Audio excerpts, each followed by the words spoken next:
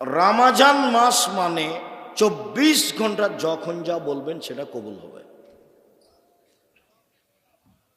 সাহারি খেয়ে সিয়াম থাকবেন, বরকত হবে।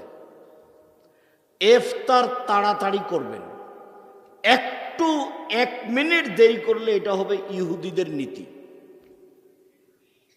কাজেই সূর্য ডুবার যেটা সরকারি টাইম আছে, সূর্য অস্ত পেপার পত্রিকায়, তার চেয়ে 1/2 মিনিট 1 মিনিট আগে ইফতার করবেন। একটু দেরি হলে এটা হবে ইহুদিদের নীতি।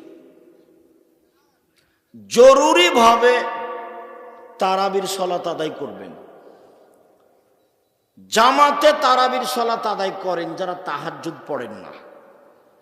যারা তাহাজ্জুদ পড়েন তারা বাড়িতে পড়েন তারাবি, জামাতে যাওয়া লাগবে না।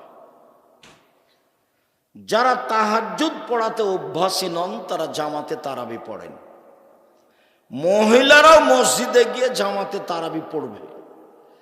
যদি মহিলাদের এমামতিতে কোনো জায়গাতে তারাবি চলে তো হবে, কোনো সমস্যা নেই মহিলাদের এমামতিতে।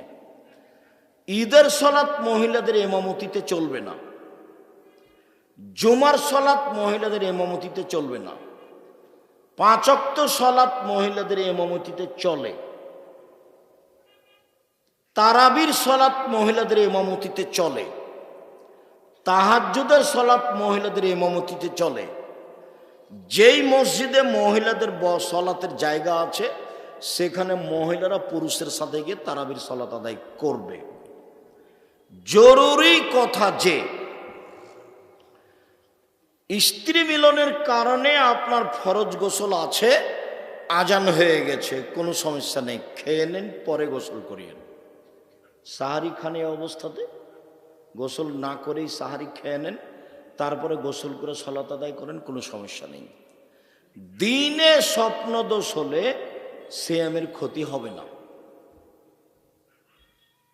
রক্ত দিলে সিয়ামের ক্ষতি হবে না, রক্ত নিলে সিয়াম বাদ পড়ে যাবে। শ্বাসকষ্টের কারণে ইনহেলাল ব্যবহার করলে সিয়ামের ক্ষতি হবে না।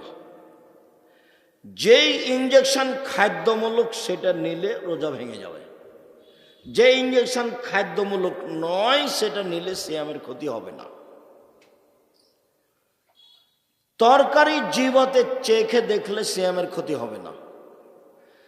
জিহ্বার ওপরটা হলো একটা পদার্থ দেওয়া আছে, নিচে দেওয়া নাই। তরকারি নিচে ধরে দেখেন, এখানে ধরে দেখেন, বুঝতে পারবেন এটা টক।